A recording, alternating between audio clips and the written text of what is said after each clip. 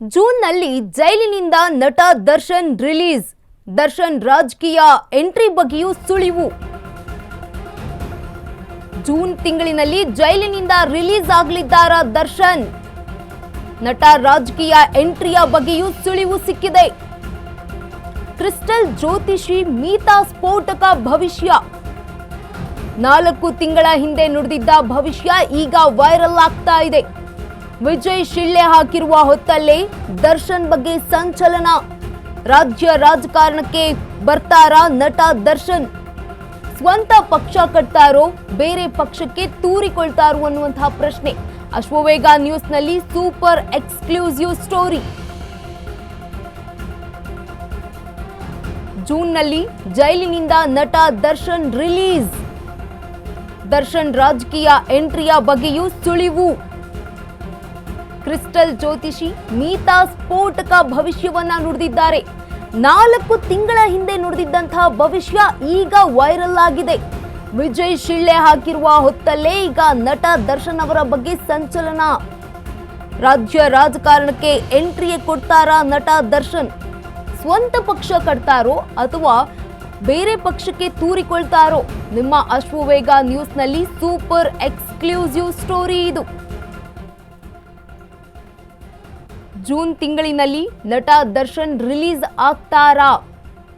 ದರ್ಶನ್ ರಾಜಕೀಯದ ಎಂಟ್ರಿಯ ಬಗ್ಗೆಯೂ ಕೂಡ ಸುಳಿವನ್ನ ನೀಡಿದ್ರು. ಕ್ರಿಸ್ಟಲ್ ಜ್ಯೋತಿಷಿ ಮೀತಾ ಸ್ಫೋಟಕ ಭವಿಷ್ಯವನ್ನ ನುಡಿದಿದ್ರು. ಈ ದರ್ಶನ್ ರಿಲೀಸ್ ವಿಚಾರವಾಗಿ, ಬೇಲ್ನ ವಿಚಾರವಾಗಿ 4 ತಿಂಗಳ ಹಿಂದೆ ಒಂದು ಭವಿಷ್ಯವನ್ನ ನುಡಿದಿದ್ರು. ಆ ಭವಿಷ್ಯ ನುಡಿದಿರುವಂತಹ ವಿಡಿಯೋ ಈಗ ವೈರಲ್ ಆಗ್ತಾ ಇದೆ. 4 ತಿಂಗಳ ಹಿಂದೆ ಏನು ಹೇಳಿದ್ರಲ್ವಾ, ಜೂನ್ನಲ್ಲಿ ಬರ್ತಾರೆ ಅಂತ. ಇನ್ನ 1 ತಿಂಗಳು ಬಾಕಿ ಇರೋದು. ಮೇ ತಿಂಗಳಿನಲ್ಲಿ ನಾವೀಗ ಇದ್ದೇವೆ. ಇನ್ನು 1 ತಿಂಗಳಿನಲ್ಲಿ ಜೂನ್ ಬರುತ್ತೆ. ಜೂನ್ನಲ್ಲಿ ದರ್ಶನ್ ರಿಲೀಸ್ ಆಗ್ತಾರೆ ಅಂತ ಮೀತಾ ಅವರು ಒಂದು ಭವಿಷ್ಯವನ್ನ ನುಡಿದಿದ್ರು. ದರ್ಶನ್ ಅವರು ಮೊದಲಿಗೆ ಮಕರ ರಾಶಿ, ಬೇಲ್ ಆಗುತ್ತಾ ಆಗಲ್ವಾ? 6ನೇ ತಿಂಗಳ ನಂತರ ಪಕ್ಕ ಆಗತ್ತೆ. 2026 6ನೇ ತಿಂಗಳ ಮೇಲೆ ದರ್ಶನ್ಗೆ ಬೇಲ್ ಆಗುತ್ತೆ ಅಂತ ಮೀತಾ ಕ್ರಿಸ್ಟಲ್ ನ್ಯೂಮರಾಜ್ ಪ್ರೆಡಿಕ್ಷನ್ ಮಾಡಿದ್ದಾರೆ. ಮೇಡಮ್ ದರ್ಶನ್ ಅವರು ಮೊದಲಿಗೆ ಮಕರ ರಾಶಿ, ಬೇಲ್ ಆಗುತ್ತಾ ಆಗಲ್ವಾ? 6ನೇ ತಿಂಗಳ ನಂತರ ಪಕ್ಕ ಆಗತ್ತೆ. 2026 6ನೇ ತಿಂಗಳ ಮೇಲೆ ದರ್ಶನ್ಗೆ ಬೇಲ್ ಆಗುತ್ತೆ ಅಂತ ಮೀತಾ ಕ್ರಿಸ್ಟಲ್ ನ್ಯೂಮರಾಜ್ ಪ್ರೆಡಿಕ್ಷನ್ ಮಾಡಿದ್ದಾರೆ. ಮೇಡಮ್ ದರ್ಶನ್ ಅವರು ಮೊದಲಿಗೆ ಮಕರ ರಾಶಿ, ಬೇಲ್ ಆಗುತ್ತಾ ಆಗಲ್ವಾ? 6ನೇ ತಿಂಗಳ ನಂತರ ಪಕ್ಕ ಆಗತ್ತೆ. 2026 6ನೇ ತಿಂಗಳ ಮೇಲೆ ದರ್ಶನ್ಗೆ ಬೇಲ್ ಆಗುತ್ತೆ ಅಂತ ಮೀತಾ ಕ್ರಿಸ್ಟಲ್ ನ್ಯೂಮರಾಜ್ ಪ್ರೆಡಿಕ್ಷನ್ ಮಾಡಿದ್ದಾರೆ. ಮೇಡಮ್ ದರ್ಶನ್ ಅವರು ಮೊದಲಿಗೆ ಮಕರ ರಾಶಿ, ಬೇಲ್ ಆಗುತ್ತಾ ಆಗಲ್ವಾ? 6ನೇ ತಿಂಗಳ ನಂತರ ಪಕ್ಕ ಆಗತ್ತೆ. 2026 6ನೇ ತಿಂಗಳ ಮೇಲೆ ದರ್ಶನ್ಗೆ ಬೇಲ್ ಆಗುತ್ತೆ ಅಂತ ಮೀತಾ ಕ್ರಿಸ್ಟಲ್ ನ್ಯೂಮರಾಜ್ ಪ್ರೆಡಿಕ್ಷನ್ ಮಾಡಿದ್ದಾರೆ. ಮೇಡಮ್ ದರ್ಶನ್ ಅವರು ಮೊದಲಿಗೆ ಮಕರ ರಾಶಿ, ಬೇಲ್ ಆಗುತ್ತಾ ಆಗಲ್ವಾ? 6ನೇ ತಿಂಗಳ ನಂತರ ಪಕ್ಕ ಆಗತ್ತೆ. 2026 6ನೇ ತಿಂಗಳ ಮೇಲೆ ದರ್ಶನ್ಗೆ ಬೇಲ್ ಆಗುತ್ತೆ ಅಂತ ಮೀತಾ ಕ್ರಿಸ್ಟಲ್ ನ್ಯೂಮರಾಜ್ ಪ್ರೆಡಿಕ್ಷನ್ ಮಾಡಿದ್ದಾರೆ. ಮೇಡಮ್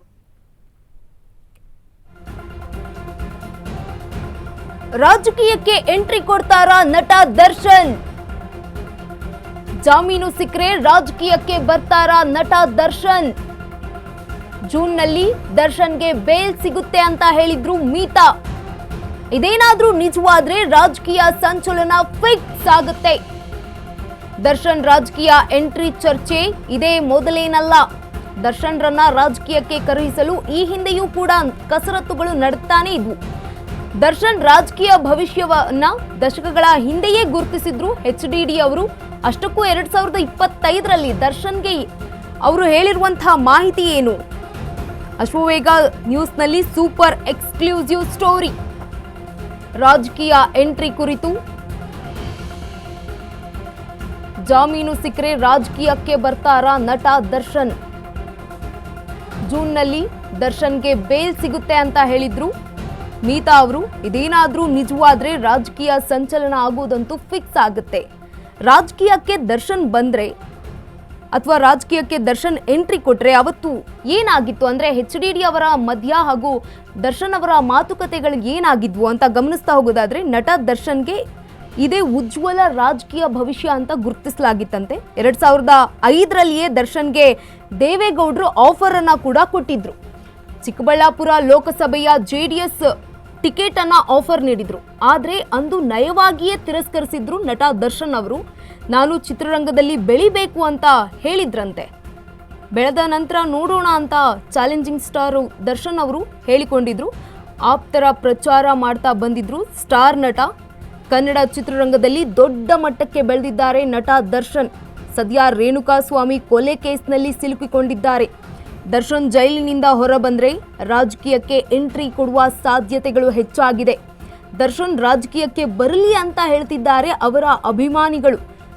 ವಿಜಯ್ ಗೆಲುವು ಕಂಡು ಮನಸ್ಸೇನಾದ್ರೂ ಬದಲಾಯಿಸ್ತಾರಾ ದರ್ಶನ್ ಅವರು ಅನ್ನೋದನ್ನ ಕಾದು ನೋಡಬೇಕು. ನಟ ದರ್ಶನ್ಗೆ ಇದೇ ಉಜ್ವಲ ರಾಜಕೀಯ ಭವಿಷ್ಯ. 2005ರಲ್ಲಿಯೇ ದರ್ಶನ್ಗೆ ದೇವೇಗೌಡರು ಒಂದು ಆಫರ್ ಅನ್ನ ಕೊಟ್ಟಿರ್ತಾರೆ. ಚಿಕ್ಕಬಳ್ಳಾಪುರ ಲೋಕಸಭೆಯ JDS ಟಿಕೆಟ್ ಆಫರ್ ಅನ್ನ ಕೂಡ ನೀಡಿದ್ರು.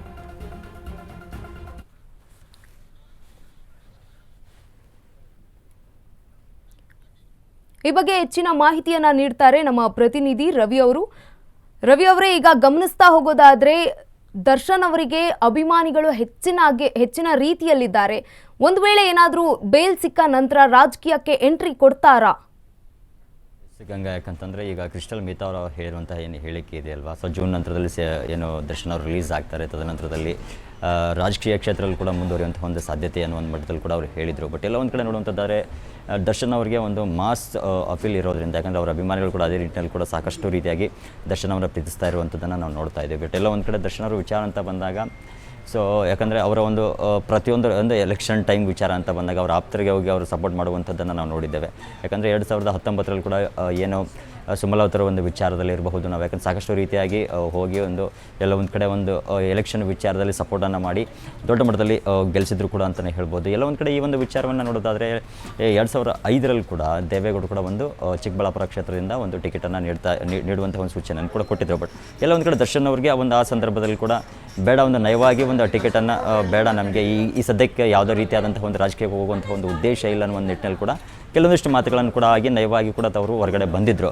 ಬಟ್ ಎಲ್ಲ ಒಂದು ಕಡೆ ನೋಡುವಂಥದ್ದು ಆದರೆ, ಯಾಕಂದರೆ ದರ್ಶನ್ ಅವರ ಒಂದು ಇವಾಗೇನು ಮಿತಾ ಅವರು ಹೇಳಿರುವಂಥ ಒಂದು ಹೇಳಿಕೆ, ಯಾಕಂದರೆ ಜೂನಲ್ಲಿ ಜಾಮೀನನ್ನು ಪಡೆದುಕೊಂಡ ನಂತರದಲ್ಲಿ, ಯಾಕಂದರೆ ಇವಾಗ ತಮಿಳುನಾಡು ಒಂದು ವಿಚಾರ ಅಂತ ಇರ್ಬೋದು, ವಿಜಯ್ ಅವರ ಒಂದು ಈ ರಾಜಕೀಯ ಪ್ರವೇಶ ಪಡೆದುಕೊಂಡ ನಂತರದಲ್ಲಿ ಅವರು ದೊಡ್ಡ ಮಟ್ಟದಲ್ಲಿ ಗೆಲುವನ್ನು ಸಾಧಿಸಿರುವಂಥದ್ದು.